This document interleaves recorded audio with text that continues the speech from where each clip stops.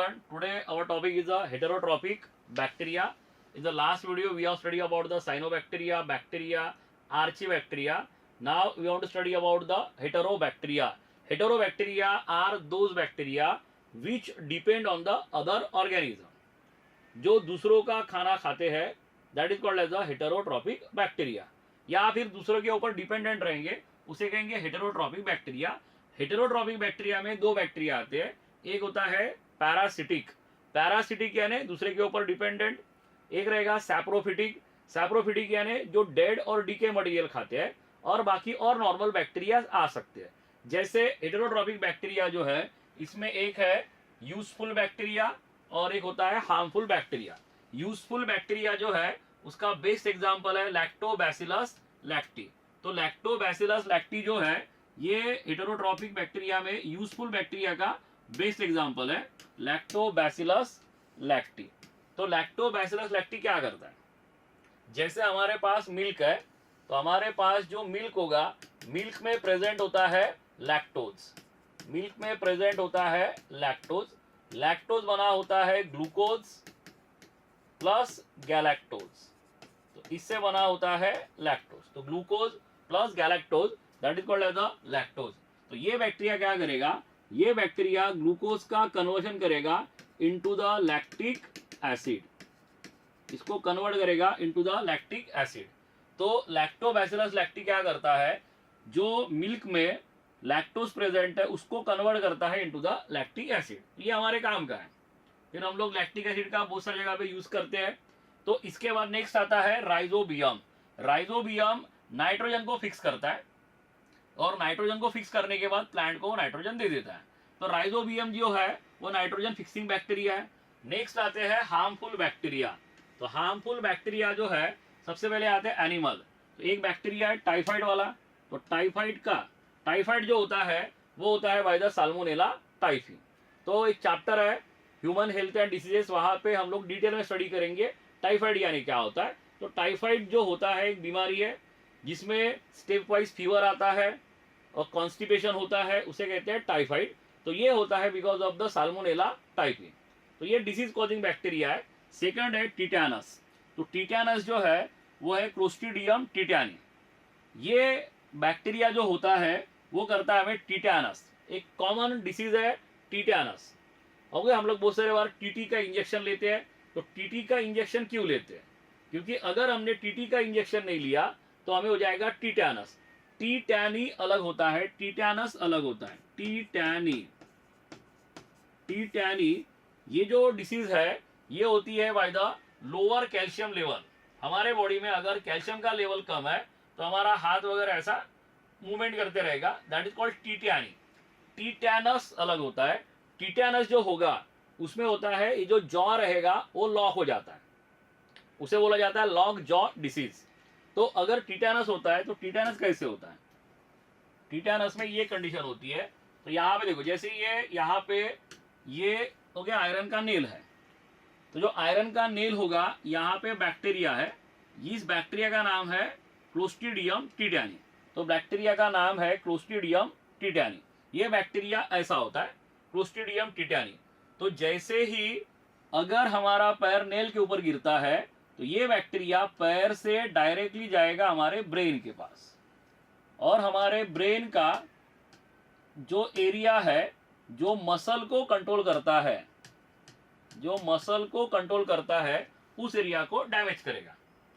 यानी जैसे ही हमारा पैर इसके ऊपर गिर गया यहां से सीधा ब्रेन में जाएगा और ब्रेन का जो मसल को कंट्रोल करने वाला एरिया है उस एरिया को अफेक्ट करेगा, और इसके वजह से क्या हो जाएगा, इसके वजह से होता है लॉक जॉ। तो जॉ जो है वो लॉक होता है, हमारे हैंड्स लॉक हो जाते हैं, बॉडी लॉक हो जाती है, इसे बोलते हैं टिटैनी। तो टिटैनी जो होता है टिटैनस जो होता है वो होता है बिकॉज ऑफ द क्लोस्ट्रीडियम टिटैनी। ये ऐसा होता है न्यूरोटॉक्सिन।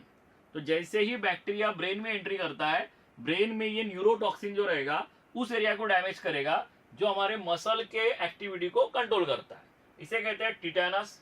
इसके बाद नेक्स्ट आते हैं हम लोग, ये हो गया हमारे हार्मफुल बैक्टीरिया, यूजफुल बैक्टीरिया। एक रहेगा साइट्रस कैंकर।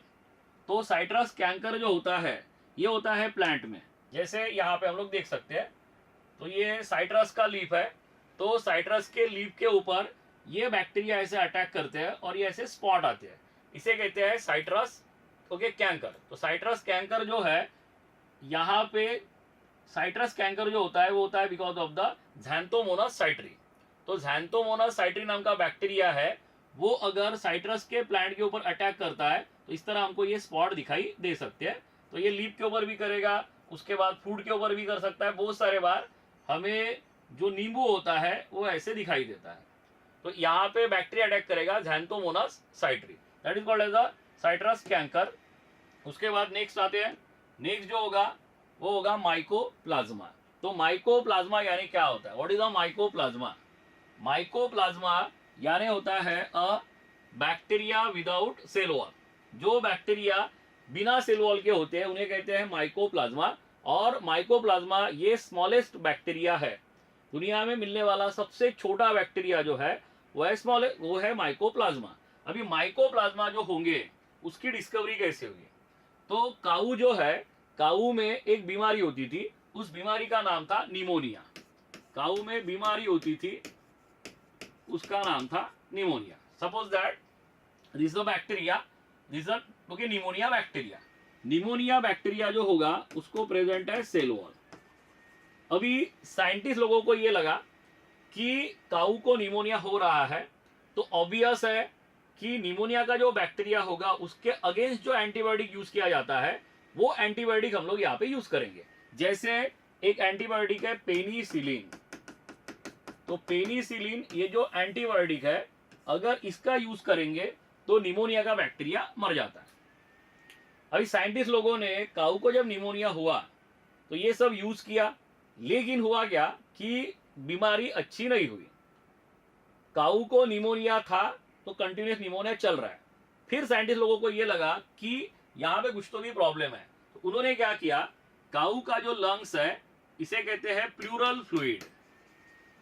काऊ का जो लंग्स है इसे कहते हैं प्लूरल फ्लूइड। यहां से लिक्विड बाहर निकाला और लिक्विड बाहर निकालने के बाद इसके अंदर कुछ ऑर्गेनिज्म है, इनका स्टडी किया अंडर द माइक्रोस्कोप। तो अंडर द माइक्रोस्कोप जब इनका स्टडी किया तो उनको ये दिखाई दिया कि ये जो बैक्टीरिया है ये दिख तो बैक्टीरिया के जैसा रहा है, लेकिन इसको सेल वॉल नहीं है। तो बैक्टीरिया जैसा दिख रहा है लेकिन इसको सेल वॉल नहीं है। तो ये नॉर्मल बैक्टीरिया है। नॉर्मल बैक्टीरिया जो होता है उसमें प्रेजेंट होता है सेल वॉल, लेकिन ये जो बैक्टीरिया है इसको सेल वॉल टोटली अब्सेंट है। तो इस तरह ये डिस्कवरी हो गया माइकोप्लाज्मा का। फिर साइंटिस्ट लोगों ने देखा कि बैक्टीरिया के पूरे कैरेक्टर है एक्सेप्ट द सेल वॉल, तो इसे बोला गया बाद में माइकोप्लाज्मा। अभी पेनिसिलिन जो होता है वो सेल वॉल को डिस्ट्रॉय करता है। पेनिसिलिन बैक्टीरिया के अंदर जो डीएनए है, जो आरएनए है, जो सेल वॉल बनाते हैं उसको डिस्ट्रॉय करता है। अभी ऑब्वियसली बैक्टीरिया के अंदर जो जीन्स प्रेजेंट है, जो सेल वॉल बनाते हैं, उसको पेनिसिलिन डिस्ट्रॉय करेगा। तो माइकोप्लाज्मा में ऐसा कुछ है ही नहीं। माइकोप्लाज्मा में अगर ऐसा कुछ है ही नहीं तो पेनिसिलिन अप्लाई करके भी ये मरने वाला नहीं है। तो इस तरह फिर उनको लगा कि ये ओके अलग टाइप का बैक्टीरिया है, इसे कहा गया माइकोप्लाज्मा। तो माइकोप्लाज्मा जो होता है इसको ही बाद में हम लोग कहते हैं PPLO, pleuro pneumonia like bacteria, ऐसा उसका नाम होता है, प्लूरो निमोनिया लाइक बैक्टीरिया। तो ये स्मॉलेस्ट बैक्टीरिया है, ये ऑक्सीजन में भी काम कर सकता है और विदाउट ऑक्सीजन में भी काम कर सकता है, और ये सेंसिटिव नहीं होता है पेनिसिलिन के लिए। इससे बहुत सारी बीमारियां होती है। जैसे प्लांट की तरफ हम लोग आते हैं तो प्लांट में जैसे ये है ओके, ये माइकोप्लाज्मा है। तो प्लांट में यहाँ पे ओके जैसे यहाँ पे हम लोग आते हैं, इसे कहते हैं विचेस ब्रूम। तो एक बीमारी होती है, अगर ये प्लांट के ऊपर अटैक करता है तो ऐसी डिसीज होती है, इसका नाम है विचेस ब्रूम। तो यहाँ पे बहुत सारी बीमारियां हैं जो माइकोप्लाज्मा से होती है, जैसे निमोनिया है, होमिनिस है, जेनिटेलियम है, यूरिलिटिकम है, ऐसे बहुत सारी बीमारियां जो है वो होती है बाय द माइकोप्लाज्मा। अभी नेक्स्ट आते हैं, next is the in the bacteria. So bacteria में रिप्रोडक्शन दो तरीके से होता है, एक होता है असेक्सुअल और एक होता है सेक्सुअल। हम लोग असेक्सुअल अगर देखते हैं तो असेक्सुअल में एक आता है बाइनरी फिजन। बाइनरी फिजन का मतलब क्या होता है, एक बैक्टीरिया के दो बैक्टीरिया बनते हैं, that is called as a binary fission.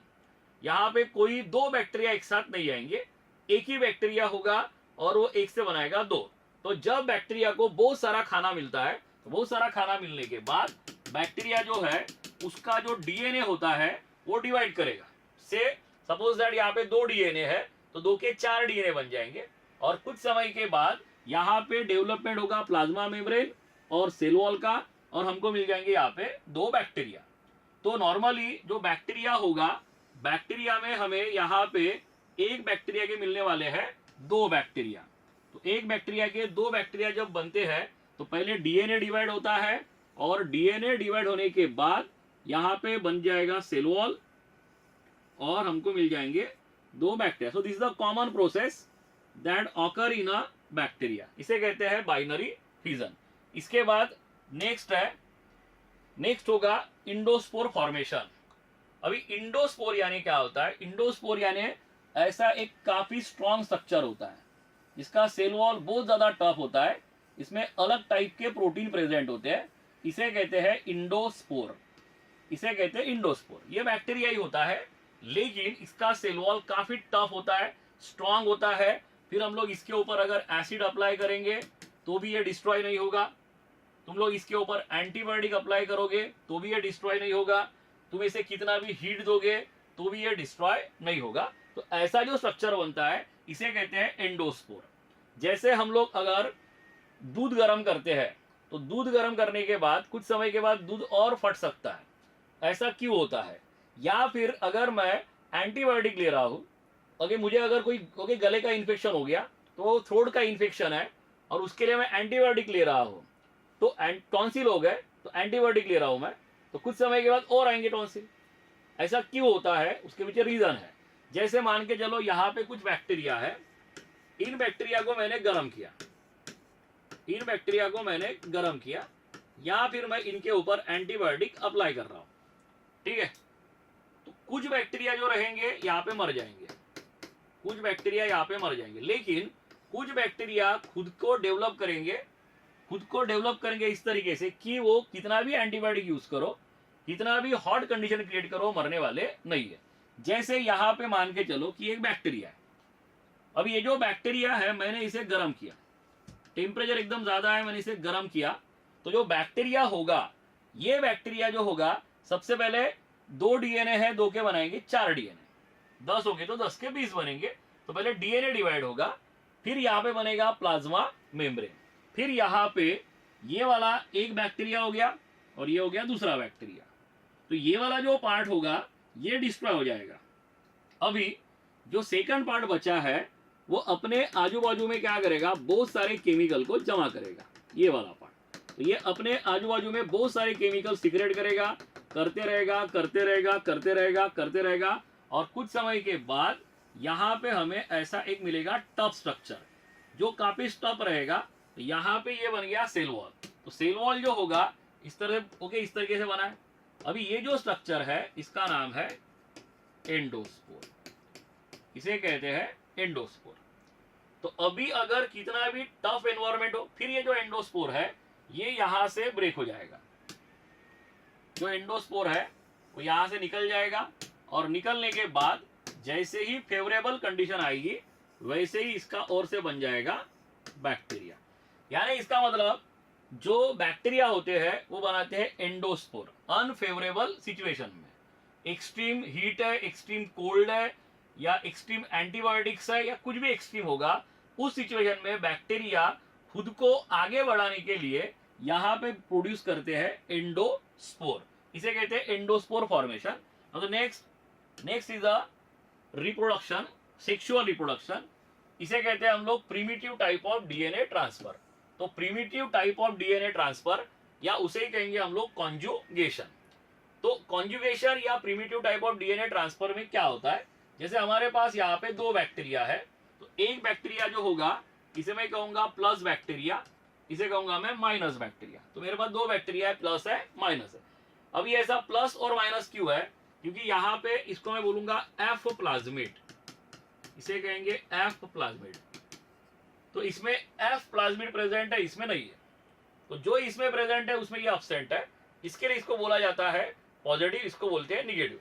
अभी ये जो बैक्टीरिया है ये एक्सट्रीम मान के चलते इसमें कुछ ऐसे जीन्स है जो इसको अनफेवरेबल कंडीशन में भी सर्वाइव रखते हैं, इसको नहीं रखते हैं। अभी दो बैक्टीरिया अगर पास आएंगे तो दो बैक्टीरिया पास आने के बाद एक बैक्टीरिया अपना डीएनए दूसरे बैक्टीरिया को ट्रांसफर करेगा। लेकिन ट्रांसफर करने के पहले क्या होगा कि यहाँ पे ये जो प्लाज्मिड है इसके पास कुछ जीन्स है जो क्या करेंगे, ओके, जो बनाएंगे कुछ प्रोटीन। तो ये जो जीन्स है ये बनाएंगे कुछ प्रोटीन जो इस वाले पार्ट को थोड़ा सा आगे लेके आएंगे। तो जो आगे आने वाला पार्ट है इसका नाम है पाइलस, इसे कहते हैं पाइलस। तो ये जो डीएनए होगा, डीएनए में कुछ जीन्स प्रेजेंट है जो इस तरह बनाते हैं पाइलस। फिर ये दूसरा बैक्टीरिया है, ये पाइलस इसको जाके फ्यूज हो जाएगा। तो जैसे ही ये पाइलस इसको जाके फ्यूज हो जाएगा, यहाँ पे बनेगा एक ट्यूब लाइक स्ट्रक्चर। तो ये जो ट्यूब लाइक स्ट्रक्चर है इसे कहते हैं कॉन्जुगेशन ट्यूब। तो ये ट्यूब लाइक स्ट्रक्चर है कॉन्जुगेशन ट्यूब। फिर यहाँ पे यानी सबसे पहले ये हमारे पास प्लाज्मिड है, ये बनाएगा पाइलस, पाइलस इसको जाके फ्यूज हो जाएगा। तो ये हो जाएगा इस तरह हमारा बन जाएगा कॉन्जुगेशन ट्यूब। अभी बैक्टीरिया के पास ऑलरेडी खुद का डीएनए डिवाइड करने के पूरे इंस्ट्रूमेंट होते हैं, पूरी मशीनरी होती है, न्यूक्लियोटाइड है, अमीनो एसिड है, सब एंजाइम सब प्रेजेंट होते हैं। तो बैक्टीरिया जो होगा यहाँ पे ये डबल स्टैंडर्ड डीएनए है। बैक्टीरिया का जो डीएनए होता है वो होता है सर्कुलर डीएनए और वो होता है डबल स्टैंडर्ड।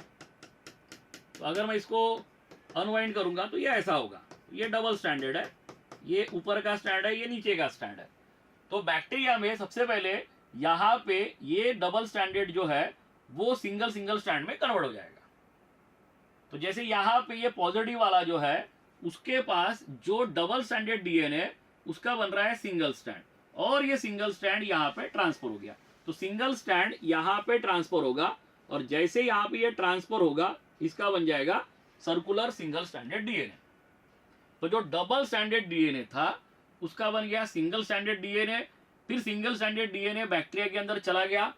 फिर यहाँ पे आने के बाद और ये जो बैक्टीरिया है ये सिंगल स्टैंडर्ड डीएनए का बनाएगा डबल स्टैंडर्ड डीएनए, और ये भी बैक्टीरिया सिंगल स्टैंडर्ड डीएनए का बनाएगा डबल स्टैंडर्ड डीएनए। और कुछ समय के बाद यहाँ से ओके, यहाँ पे दोनों के पास अभी ये भी पॉजिटिव हो गया और ये भी पॉजिटिव हो गया, दोनों भी पॉजिटिव हो गए। तो ये हो गया एफ पॉजिटिव, ये भी हो गया एफ पॉजिटिव। अभी दोनों पॉजिटिव हो गए और बाद में दोनों अलग हो जाएंगे। So this process called as a conjugation, और we can say primitive type of the DNA transfer. Primitive type of DNA transfer में ओके, यहाँ पे ये मैकेनिज्म होगा, थोड़ा सा बैक्टीरिया पास में आएंगे, पाइलस बनेगा, कॉन्जुगेशन ट्यूब, उसके बाद यहाँ पे ओके सिंगल स्टैंडर्ड डीएनए, फिर सर्कुलर डीएनए, और ये अलग हो जाएंगे। तो ये थोड़ा सा जेनेटिक लेवल पे आता है। तो 12th स्टैंडर्ड में जब मॉलिकुलर बेसिस चैप्टर होगा उसमें ये थोड़ा सा क्लियर हो जाएगा। But till now you study about the primitive type of the DNA transfer.